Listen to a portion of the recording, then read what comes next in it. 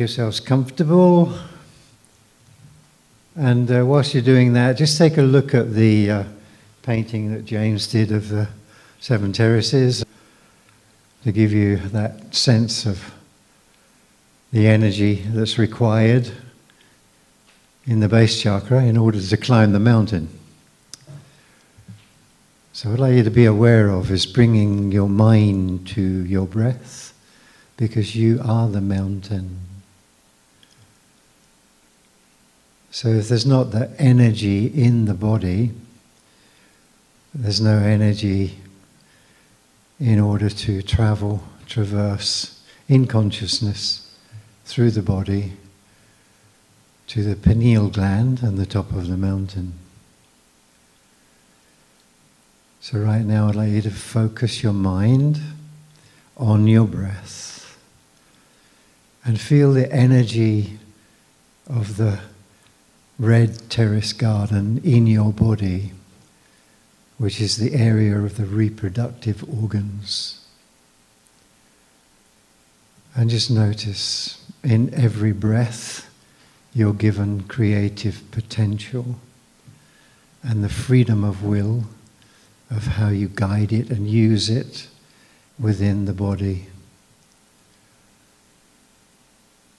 So I'd like you to do your best right now to calmly use your mind to guide your breath down into the red terrace garden, your reproductive organs. And breathe light and life into the cells of your body there. Build the energy as you focus upon it, doing your part in meeting God halfway as a co-creator. And as you feel the energy of the breath building in those cells, there should be a vibrance, even if incremental, there should be a change as you focus the breath of life there in that center. As the energy builds and builds, then it's there and available to lift you in body, mind and spirit to a higher level of vibration and frequency, which we refer to as the orange terrace garden within you. This is the level where we tend to hold on to things in the body rather than release them and let them go. So focus your breath now in that center. So you're breathing the energy up from the red terrace garden into the orange and consciously letting go as you exhale, letting go in the cells of the body of any feelings, any memories that simply don't serve you in this moment energetically. As you free yourself, the energy rises and lifts you into the garden of the solar plexus, our feeling intelligence of life, where God really speaks to us through feelings rather than thoughts. In this moment, enter into the breath of new beginnings in your solar plexus. Make yourself pregnant with a new energy, a new breath, and new potential for new creative beginnings. Take some deep breaths into the solar plexus. Feel as if you are pregnant with that breath, pregnant with a new spirit of God breathing into you in this moment. And then God wants to lift you higher by opening your heart. So feel that energy flowing again from the base chakra, up through the centers, into the heart. And focus the mind and the breath in the heart as if you were breathing in through the heart and breathing out through the heart. And just notice if the personality mind has laid a stone over this heart of cold intellectual thinking and judgments. And as you breathe in, roll that stone away from your heart. Free your heart with the breath, with every breath you take, with every exhalation, letting go of any self-judgments, any pains that you've laid over your heart. Roll that stone away and let the light come into your heart, the light of life and vitality. As the heart opens, it lifts you higher still into the garden of will. And this is the level where life tests us in the body between the will of the ego mind or the will of God within us. So on this level, with the breath of life, ask, life, spirit within me, help me to help myself. Align my free will with your divine will in this body, in this moment, in every cell. I surrender the little personality and all of its foibles, and I turn that same energy into light. I give it to the Christ light. As you do so, feel the Christ light building within your body. See it in your mind's eye, a golden vibration flowing into you and through you in every cell, lifting you higher now into the violet terrace garden, the garden of the mind's eye. When the mind is truly peaceful by our effort, we see clearly with the mind's eye. In this moment, use your breath, clean your mind, unify the hemispheres of your brain. Let go. Just watch thoughts rising, but don't go with them. Let them pass. It's only energy. Take the next breath and lift yourself higher. And if you truly let go, the Spirit takes us beyond mind, body, spirit consciousness into source consciousness, a place where we look back at ourselves, knowing who we truly are, as pure, creative, divine, conscious intelligence, breathing into this body, breathing through this body, guiding us to think with it, to feel with it, to speak with it, to act with it, to walk on this earth as a divine, conscious, creative alchemist, working with the light of divinity and creativity given to us in every breath.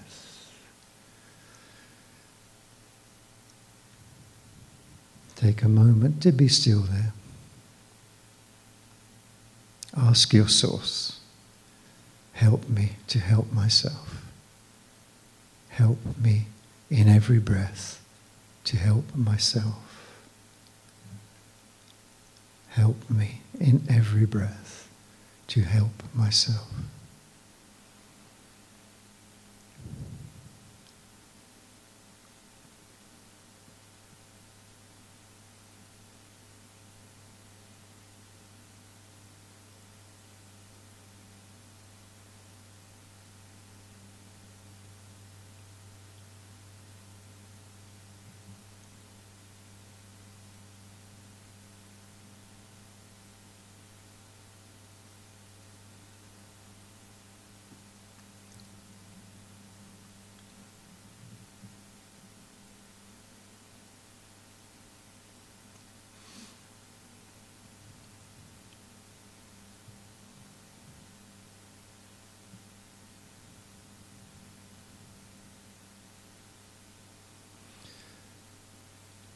And the task and the responsibility that's given to us, that we've chosen on a soul level, is to bring the light of creative intelligence from the top of the mountain down into the body and into the earth, to make good use of this alchemical exercise of living.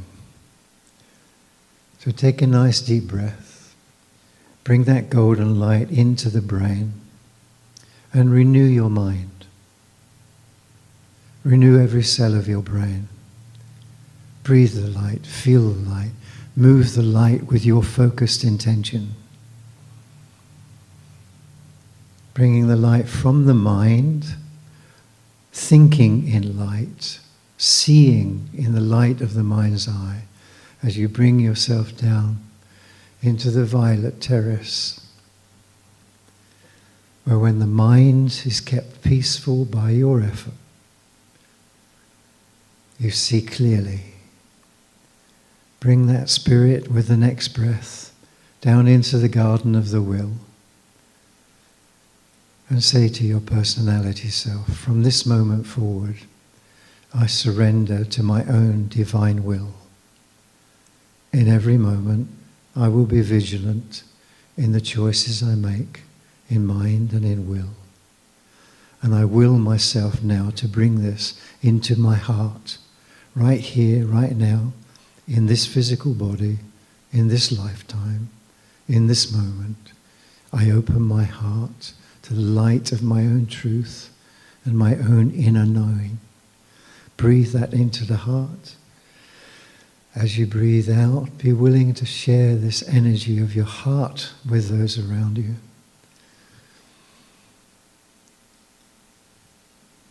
Feeling the heart overflow with the golden light of the Christos within you. Down into the solar plexus, renewing your feelings, your emotional connection with God and Source. Bringing calmness and peace into the emotional body. Calming all emotional storms, breathing them out, calming them down. Now feel that flowing into the orange terrace garden, the center just below the navel. Breathe into it and let go.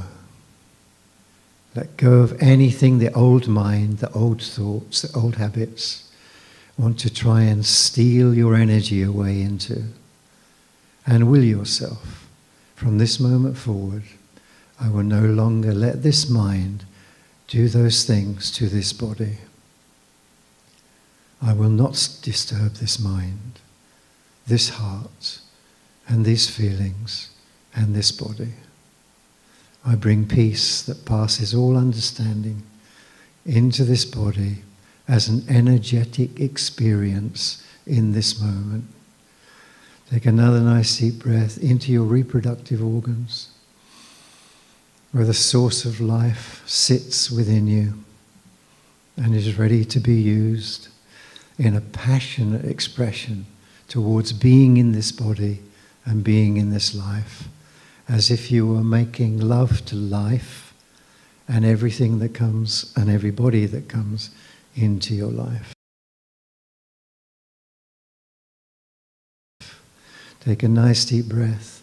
Bring the light from the top of the mountain through the pineal gland, through the brain, through the mind's eye, through the will, through the heart, through the solar plexus, right down into your feet and into the earth in this moment,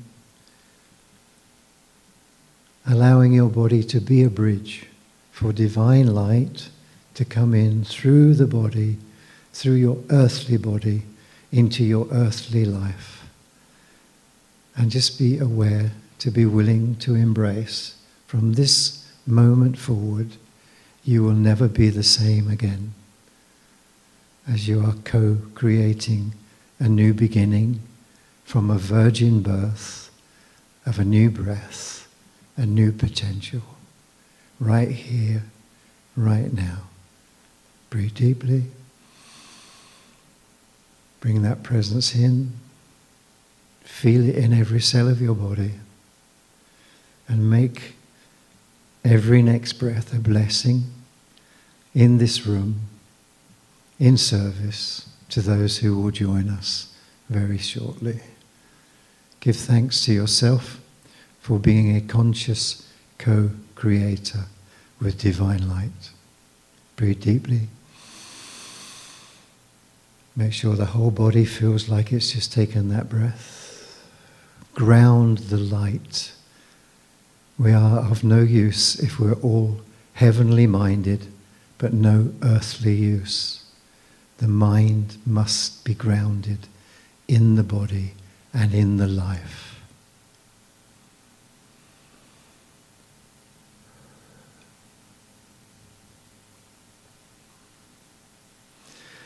Then on the next breath, just stretch your body. Take a big stretch. Good stretch. Really good stretch. Again, feel the body, feel the breath coming into the body. Move the breath in the body. This is where we're so short. We have it in our heads, but we don't bring it into our bodies. So make sure the life force is flowing in your body by physical, mental, emotional, spiritual movement.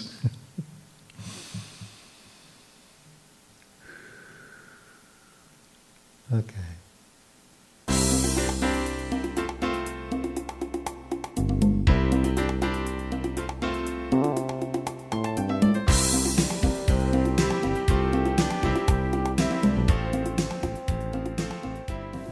Our speaker today is Tom Baker. He hasn't spoken yet. Tom is a professional counselor, a teacher of A Course in Miracles, and former Roman Catholic priest. Does that mean he offers counseling in either English or Latin?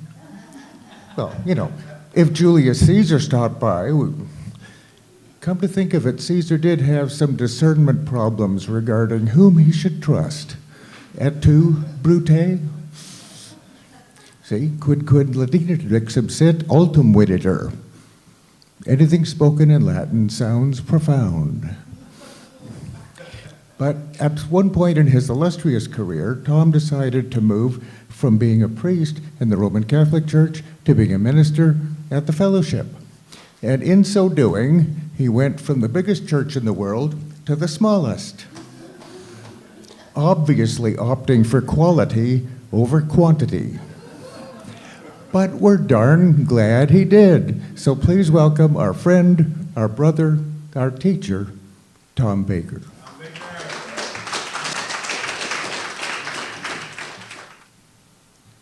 Well, there's been so much passion in this service. It's amazing. People have spoken and sung from their guts and their hearts.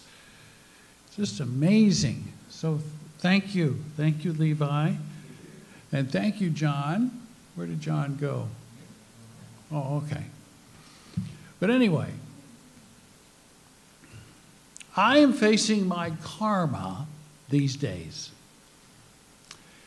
I'm working through karma from this life.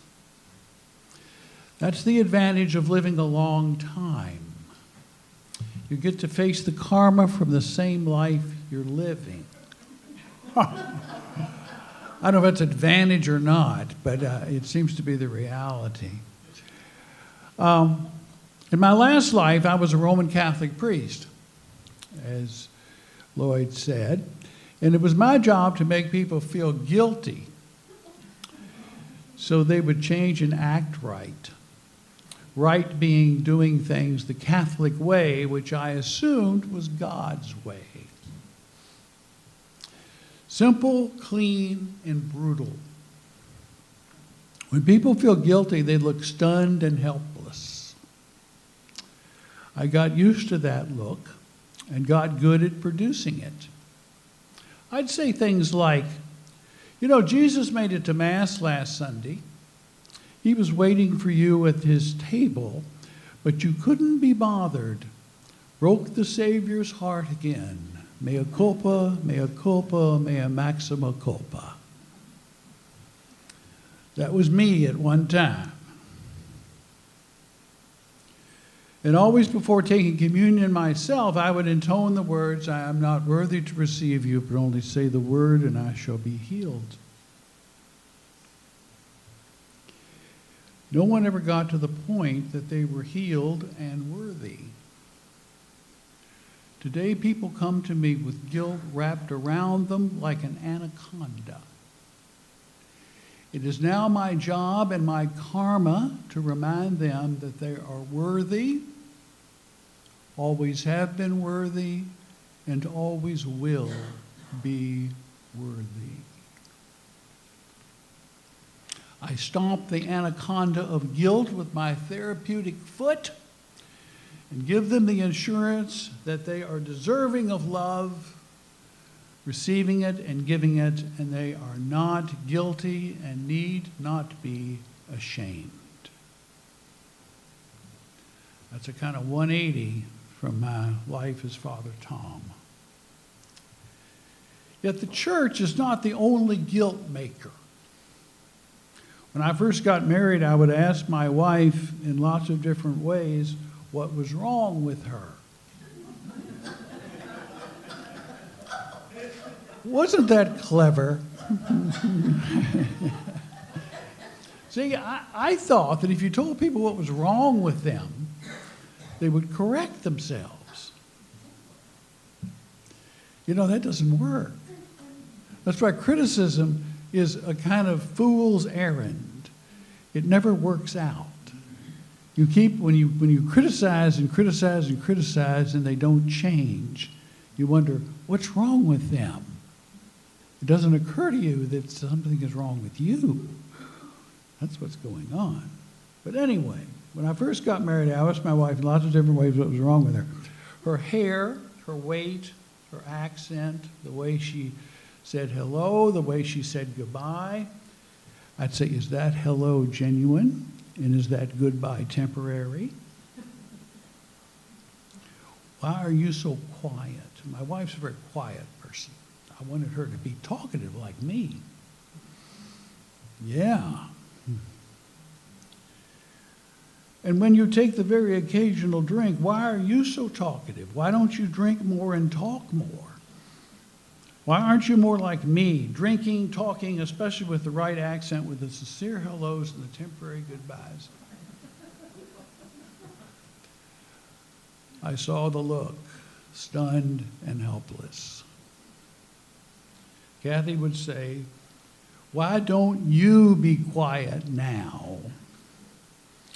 That's so Kathy, polite, to the point, and concrete.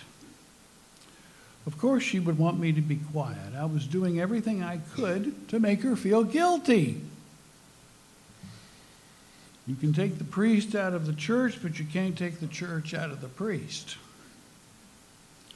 I remember listening to Father Smith preach, my pastor, and how critical I was of him. He loved to preach about making a good confession.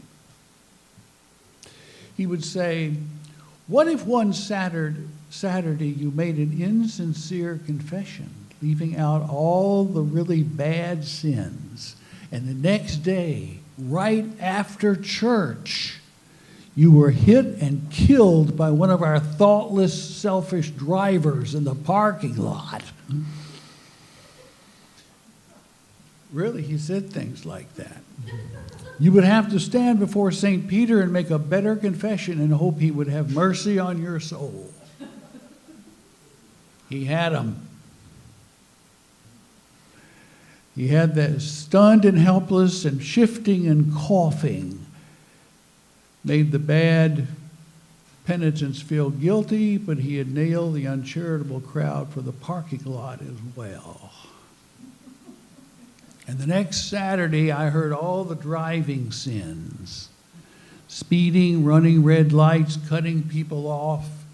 I felt more like a cop than a priest. I'd say, yes, ma'am, Jesus would never drive like that. You're right, but you don't have to give up your license. Just ask the Lord to help you be more careful. Sit in your car and say 3 Our Fathers. That was Officer Tom, the priest in confession. Now, I thought that when I got married, I left all that behind. Yet here I was throwing guilt at my wife, Kathy. And most of the time, when loved ones argue, they try to make the other one feel guilty. Have you ever noticed that? Yeah. They get that stunned, helpless look. You've seen it. The ego is afraid of love, so when people get close to love, the guilt begins, and rather literally, all hell breaks loose. Now, what's the culprit? Why do we make people feel so guilty? Partly because we do not control our anger. We use anger to make the other feel guilty. Now, anger is first an alarm. You should be angry for about a minute. Not 3 years, not 10 years. Not 20 years. A minute, 60 seconds. Because anger is a warning that something is wrong outside yourself. I don't like something, I need to move away from it, or I need to move towards it and do something about it. After a minute, you're mainly making the person feel guilty.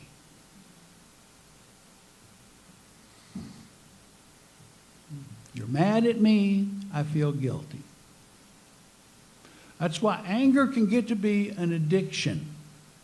Hitting that sweet spot of guilt can make you feel like you have no guilt at all. Anger is the way we mainline our guilt to somebody else. Now, if you've noticed, when people are mad, they're completely sure of themselves. No doubt, no ambivalence. They know everything. I have a friend whose boss used to get mad at her 2 or 3 times a week. And he would bring her into his office and yell at her. At first she felt guilty, but as she listened, she discovered that she had done none of what he accused her of. At the 4th meeting, she stood up and said, "Finish up, then I have a question." Surprisingly, he finished up, and she took his hand and said, "What's really going on? You can tell me about it." At that, he began to cry and talk about problems with his health, at home, with his finances, and with his wife. Although they did not turn into best friends, they both began to share themselves with one another in an honest and straightforward way. Anger is a way sometimes to avoid emotional intimacy. If divine love calls us to kindness, and I think it does, we must be willing to share with the other feelings of worthlessness, helplessness, and even despair. In our supposed separation from love and God, we think that we have to handle these things ourselves, alone and frightened. Yet the willingness to listen is often a way in to that which before could not be shared. Why would you want anyone close to you to feel guilty rather than loved? I once asked my wife why she never criticized me. 33 years of marriage, no criticism. It has been wonderful, just tremendous. And she may say, "Tom, you forgot yourself and you drank too much." But there's never any blame. There's just a kind of correction, that's all. But you're not a bad guy. I'm not going to leave you. You're not stupid. You're not a drunk. You're just impulsive. And my wife would say, "Why would I want to make someone I love so much feel so bad?" I had no reply. So how can we go through life not criticizing people? You might say, if I don't criticize people, I won't have anything to say. Well, if you're in that fix, you need a little help. Okay? By insisting on the holiness within them, beyond behavior, past addiction, outside of poor social skills, even beyond criminal behavior, there is a person struggling with their own feelings of worthlessness. We're all doing it. We're all in the same boat. We're trying to somehow assert ourselves so we won't feel bad about ourselves. The ego will find worth in ourselves by advising us to see worthlessness in another. The Holy Spirit will behold the Christ in both of us. That is the secret to a peaceful family, a peaceful world, and a happy marriage. Thank you.